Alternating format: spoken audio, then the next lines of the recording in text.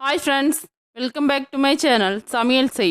இன்னைக்கு நம்ம சமையல்ல சொரக்காய் குழம்பு எப்படி செய்யறதுன்னு பார்க்கலாம் வாங்க. சொரக்காய் குழம்பு செய்யறது ரொம்ப ஈஸி தாங்க. குழம்பு செய்யறதுக்காக ஒரு கடாய் வச்சுக்கிறேன். கடாய் சூடானதும் 4 டேபிள் ஸ்பூன் எண்ணெய் சேர்த்துக்கிறேன்.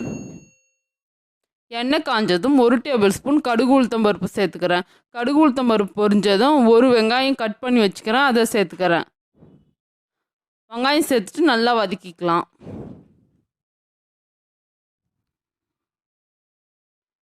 ஃப்ரெஷ்ஷான கருவேப்பிலையில கொஞ்சம் சேர்த்துக்கலாம். 6லேருந்து 7 பல் பூண்டு உரித்து இடித்து வச்சுக்கிறேன், அதை சேர்த்துக்கிறேன். நம்ம சொரக்காய் குழம்புக்கு பூண்டோட ஸ்மெல்லு ரொம்ப நல்லாயிருக்கும். கண்டிப்பாக பூண்டு சேர்த்து செஞ்சு பாருங்கள், செம்ம டேஸ்ட்டாக இருக்கும். பூண்டு சேர்த்துட்டு நல்லா வதக்கிக்கலாம். இந்த அளவுக்கு நல்லா வதங்கினதும் நம்ம கட் பண்ணி வச்சுக்கிற சொரக்காய் சேர்த்துக்கலாம். இந்த சைஸ்க்கு கட் பண்ணி சேர்த்துக்கோங்க. உங்களுக்கு எந்த சைஸ்க்கு வேணுமோ அந்த அளவுக்கு கட் பண்ணி சேர்த்துக்கோங்க. இது நம்ம செடியிலே காய்ச்ச ஃப்ரெஷ்ஷான சொரக்காய், ரொம்ப எலசாக இருக்குது பாருங்கள். சொரக்காவெல்லாம் சேர்த்துட்டு குழம்புக்கு தேவையான அளவு உப்பு சேர்த்துக்கிறேன். 1 டேபிள் ஸ்பூன் உப்பு சேர்த்துக்கலாம். உப்பு சேர்த்துட்டு நல்லா மிக்ஸ் பண்ணிக்கலாம்.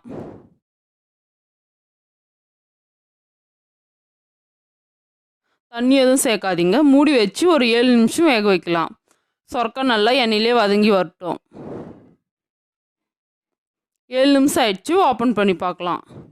பாருங்கள், சொரக்காயெலாம் நல்லா வதங்கிக்குது. நம்ம தண்ணி எதுவுமே சேர்த்துக்கல, சொரக்காயிலேருந்தே இவ்வளோ தண்ணி வந்துக்குது பாருங்கள். இதிலே நல்லா வதங்கட்டும். இது சொரக்காய் குழம்பு சாப்பிட்றதுக்கு செம்ம டேஸ்ட்டாக இருக்கும். இப்போது குழம்புக்கு தேவையான அளவு மிளகாய் தூள் சேர்த்துக்கலாம். 2 டேபிள் ஸ்பூன் வீட்டிலே அரைச்ச குழம்பு மிளகாய் தூள் சேர்த்துக்கிறேன். 1 டேபிள் ஸ்பூன் வெறும் மிளகாய் தூள் சேர்த்துக்கிறேன்.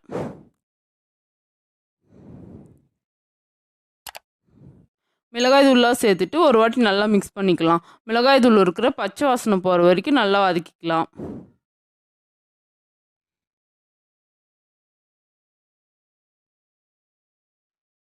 இந்த அளவுக்கு நல்லா வதக்குனதும் தேவையான அளவு தண்ணி சேர்த்துக்கோங்க. காய் வேகிறதுக்கு தேவையான அளவு தண்ணி சேர்த்துக்கலாம். பாருங்கள், காய் முழுகிற அளவுக்கு தண்ணி சேர்த்துக்கிறேன். சேர்த்துட்டு ஒரு வாட்டி நல்லா மிக்ஸ் பண்ணிடலாம்.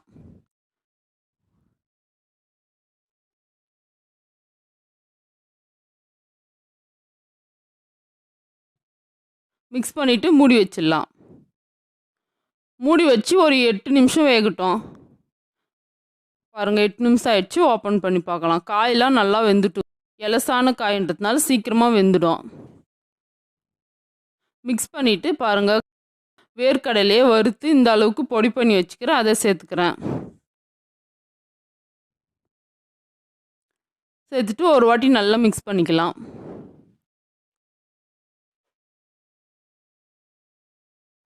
மிக்ஸ் பண்ணிவிட்டு உங்களுக்கு எவ்வளோ குழம்பு தேவையோ அந்த அளவுக்கு தண்ணி சேர்த்துக்கோங்க.